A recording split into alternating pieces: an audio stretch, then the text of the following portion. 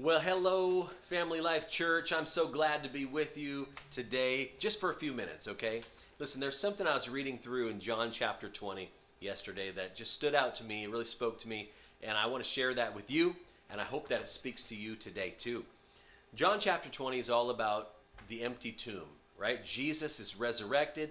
The tomb is empty. We know that Mary goes there early in the morning. Mary Magdalene goes there on Sunday morning, and she finds the stone rolled away, and Jesus' body is gone. And so she runs back. She tells Peter and John, right? John refers to himself as the disciple whom Jesus loved, but we know it is John, and so she tells both of them, and so both of those guys take off running for the tomb.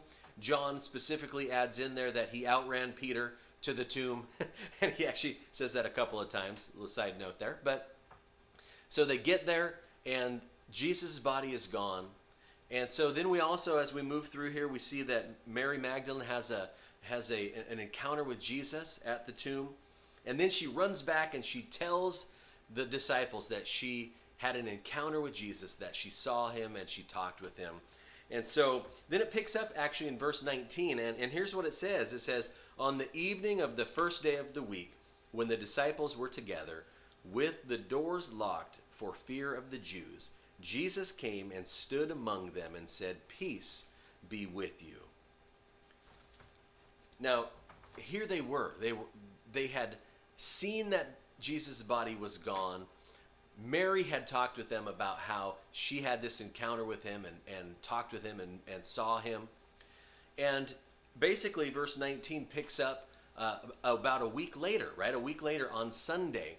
And so here we find that Sunday the disciples behind a locked door in their house because they're afraid of the Jews, of the leadership, right? They're afraid that something might happen to them and that those same Jews that crucified Jesus might come after them once again. And so here they are behind the locked doors, and they don't know. There's so much unrest. They don't know what's going on. They don't know what's going to happen. They don't know what the future holds.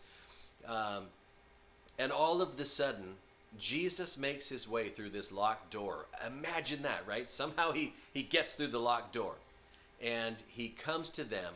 And what's the first thing that he says to his disciples as they're gathered in fear? He says, "Peace be with you."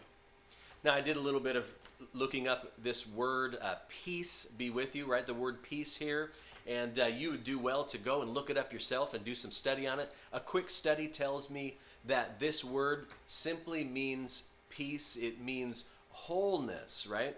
And it carries with it the idea of all of the parts being put back together as one. Now, I don't know about you. I'm not a big puzzle guy, but I know that probably some of you out here are puzzle people. But this is what it brings to mind for me, is this idea of sitting down at a table and you have this box that has all these pieces in it. And they're all unique pieces, and yet they're not all whole and together as one. And so if you dump all of those pieces out and you take the time, which I usually don't on puzzles, but if you take the time and sit down and you put it together, it creates this whole masterpiece, right? It creates this whole puzzle that has all of the pieces together and fitting together as one. That's what this word really means. Peace be with you. Peace means wholeness. Everything coming together as one. You know, and what does anxiety do to us? Well, it pulls us apart, right? To be anxious is to be pulled apart, pulled in different directions. But when Jesus shows up, just like with the disciples in this instance, he says, "Peace be with you." He wants peace to be with his disciples. He wants peace to be with his disciples today still. And so I want you to just know today that if you're feeling unrest, if you're feeling like anxious about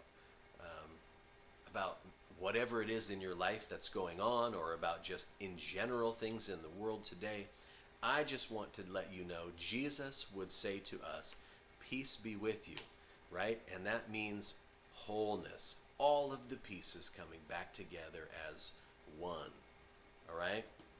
And so, anyway, I hope that this is encouraging to you. I know it was to me. You know, when Jesus enters the room, he brings peace with him. If we will simply submit to him, he brings peace with him, and that's what he wants for his people. And that's what he wants for you and I today.